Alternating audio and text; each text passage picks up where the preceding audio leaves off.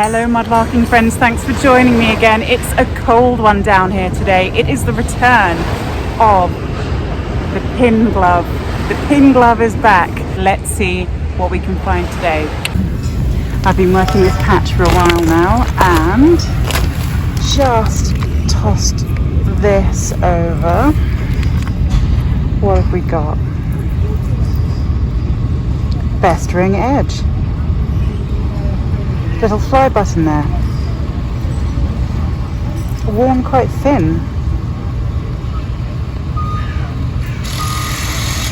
Even when it's a nothing, I am a sucker for anything with something written on it.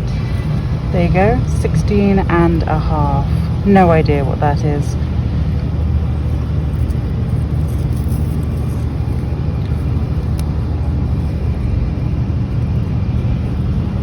Okay, so I just scooped up this, what looks to be part of a cloth seal. You can see a bit of the detail there and a number 11 maybe. So I'll do a bit of research on that when I get home. Pretty sure it's part of a cloth seal.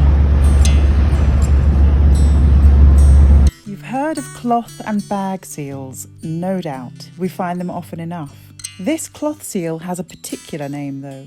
An Alnage seal. It dates to 1649 and bears the mark of a thistle on one side and the head of King William III on the other.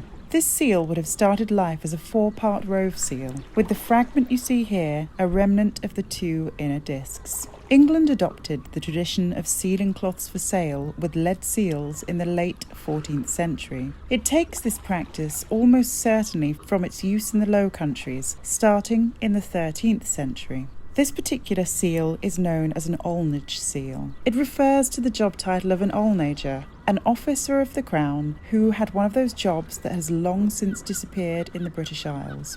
An Alnager was responsible for inspecting the quality and measures of woolen goods for retail and, once approved, stamped them with a lead seal. You've heard the phrase, stamped with a seal of approval. Now you know where it comes from. Blank cloth seals were attached to individual textile units, then struck with dies in a single operation, in a similar way to that of producing hammered coins. I'm a big fan of the phrase "'twas ever thus", particularly in reference to government. So let me tell you about a couple of Alnagers of yesteryear.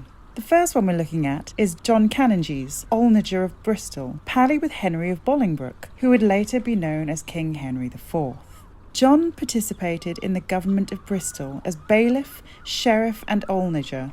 During Canonger's second mayoralty of Bristol, a royal commission was set up to look into the accusation made by the abbot of St Augustine's that Canongers and others had riotously assembled, asserting claims to rights of way and ferry, stealing planks, placing timber over the watercourse, and even imprisoning some of the Abbey Mill's canons. Canongers was ultimately dismissed of the Alnagership of Bristol. However, remember his pal Henry Bolingbroke? As soon as he became King Henry IV, Canongers was reappointed as Alnager. Friends in high places will get you everywhere. Now let's take a look at Francis Langley. Langley was the owner of the Swan Playhouse in Paris Gardens, Southwark. There were all sorts of dramas going on with Langley, pun intended. Having previously fallen out with the Surrey Justice of the Peace and also being booted out of his apprenticeship as a draper due to his indiscretions. Never fear, the well-placed are here, this time in the form of his namesake, that old rogue, Spymaster General of Elizabeth I, Francis Walsingham. Walsingham put in a good word for Langley, and he became the Alnager and searcher of cloth for the City of London. It wasn't long before Langley was drawn into lawsuits accusing him of fraud and corruption, but it was the insalubrious domain of tenements, brothels and playhouses that earned Langley his money, namely as a loan shark, his intention to grab every single penny through whatever means.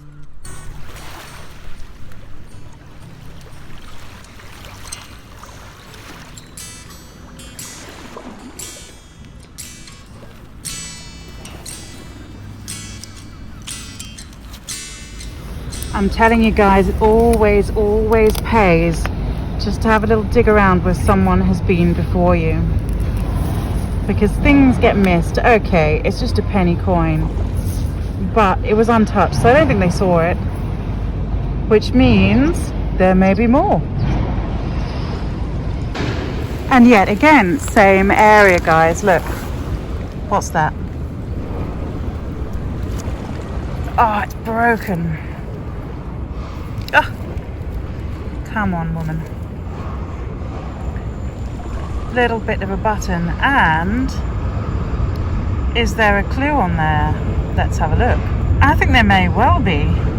This might be the hardest challenge in history, but maybe I can get some information from this. I think I found my coin line. Let's see if you can see this before I point it out.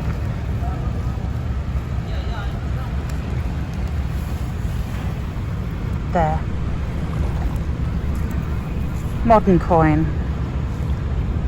1 penny. And there we go, it pays off to be in the cold. Here's the jackpot. Little, I'm going to take a guess, an Edward. Lovely little hammered coin. Quite nice condition. I'll check that out when I get home. Oh dear. And see what I've got here.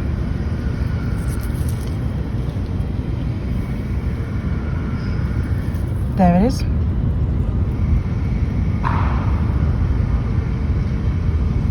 Wow. My first day back on the foreshore since Christmas, a cold, misty January day. Honestly, I couldn't be more pleased to welcome in 2023 this way.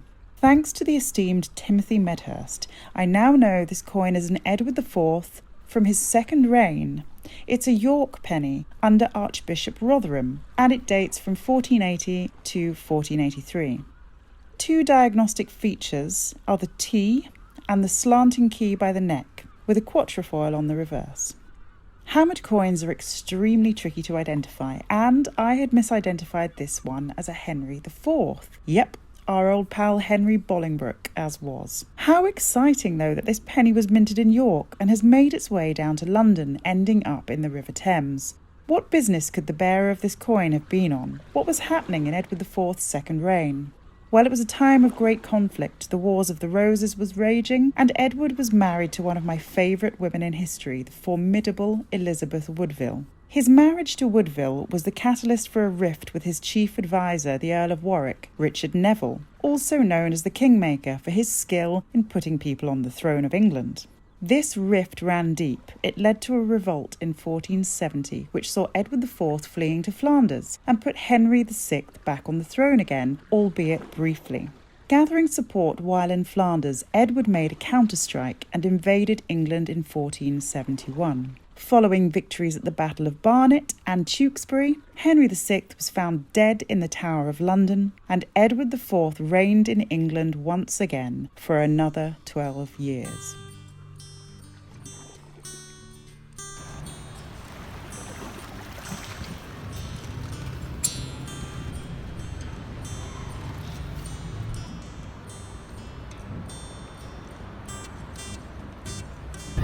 Here we go, little bone button. Could be anything from 18th century onwards, and you can see the irregular circles on the back there, and possibly even homemade.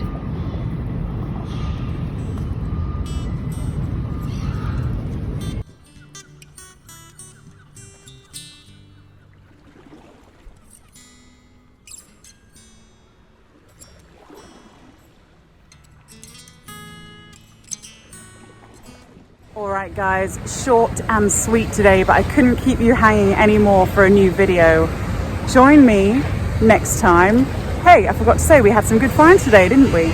Love that hammered coin. Alright, well I'll be back out here soon, so join me next time and see what adventures we can have on mudlarking with old Father Thames.